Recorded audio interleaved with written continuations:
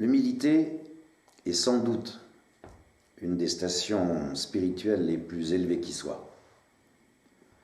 J'ai lu, comme beaucoup de gens, beaucoup de définitions, beaucoup de phrases sur l'humilité, sur qu'est-ce que c'est l'humilité. Je ne pense pas qu'on puisse définir l'humilité. Je ne crois pas. Je ne crois pas que c'est réellement définissable. Et je sens, enfin, aujourd'hui, je vis l'expérience de l'humilité comme étant probablement une des expériences les plus lumineuses, les plus joyeuses, et peut-être une des plus longues expériences à vivre dans une vie humaine. Le fait de tenter même de répondre à cette question, probablement que c'est déjà un manque d'humilité. On ne peut pas définir l'humilité, je ne crois pas. Par contre, il y a toute une expérience qu'il m'a été proposé de vivre par les différents mentors que j'ai pu rencontrer, et je pense surtout à mon maître spirituel que je chéris de tout mon cœur, qui est de s'approcher de l'attitude et de l'expérience du serviteur. Pas pour devenir un serviteur parce que j'ai décidé d'être un serviteur, pas pour se définir comme un serviteur, non, c'est pas ça. Non, c'est vivre une expérience qui consiste à se mettre au service de ce que je sens dans mon cœur comme étant de toute façon bien plus grand que ce que j'appelle moi. Et en tout cas, plus grande que tout ce que peut me proposer mon ego. Bien sûr, ça veut dire que pendant des années, j'ai observé les comportements de l'ego en moi.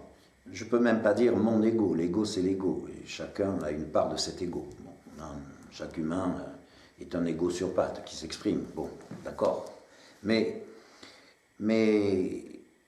effectivement, lâcher ça et s'ouvrir à cette position du serviteur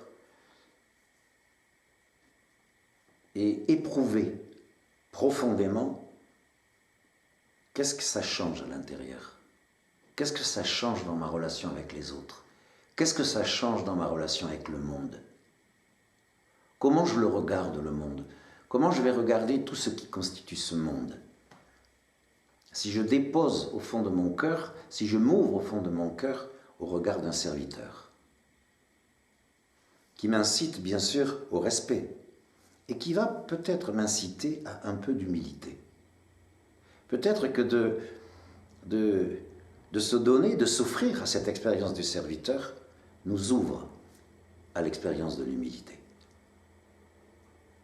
C'est une autre façon de considérer un arbre, c'est une autre façon de considérer les animaux, c'est une autre façon, bien évidemment, de considérer chaque humain.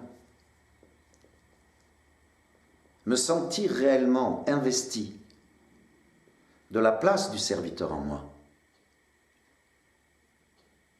ça m'a permis de voir que tous les humains sur cette planète sont des frères et des sœurs. Je ne peux plus me différencier du point de vue intellectuel, du point de vue de mon mental jugeant. Je ne peux plus me différencier dans la position du serviteur. Je ne peux plus me séparer dans la position du serviteur de toutes les souffrances, de tous les conflits, de toutes les émotions difficiles à gérer qui traversent la vie d'un autre être humain.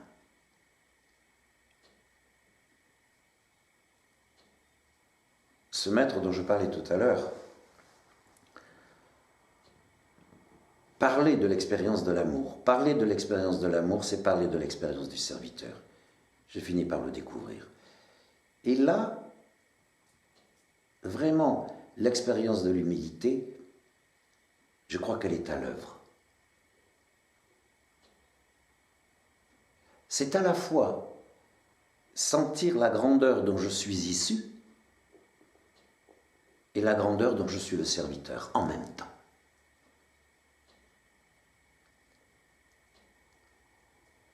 Tous les matins, je demande dans mes méditations, dans mes invocations, j'en ai.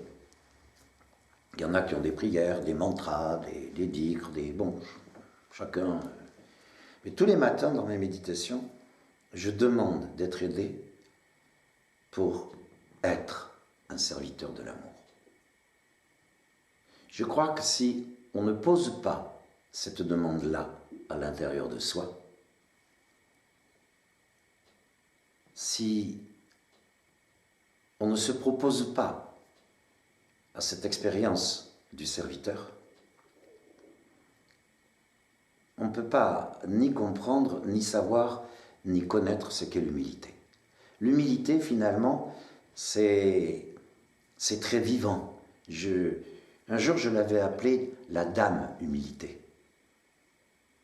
Tellement c'est une perception vivante dans nos vies, tellement c'est une expérience d'ouverture, de joie et de libération extraordinaire. L'état d'humilité, c'est vraiment un état où l'on se sent mais tellement léger, tellement libre tout à coup. C'est plus tard peut-être que c'est venu que je me dise, finalement c'est ça, dans l'état d'humilité, je ne subis plus le poids et la pression de mon ego, de cette identification à mon petit moi-je, qui n'est qu'une illusion en fait. Mais voilà, je ne peux pas dire grand-chose de plus de l'humilité, en dehors du fait qu'il y a un cheminement spirituel qui peut nous conduire à vivre l'expérience de l'humilité. C'est une rencontre, c'est une rencontre. C'est pour ça que je dis, elle est très vivante, elle est palpable. C'est une présence, l'humilité. C'est une présence en soi qui s'éveille et qui crée cette rencontre magnifique, tellement libératrice. Voilà.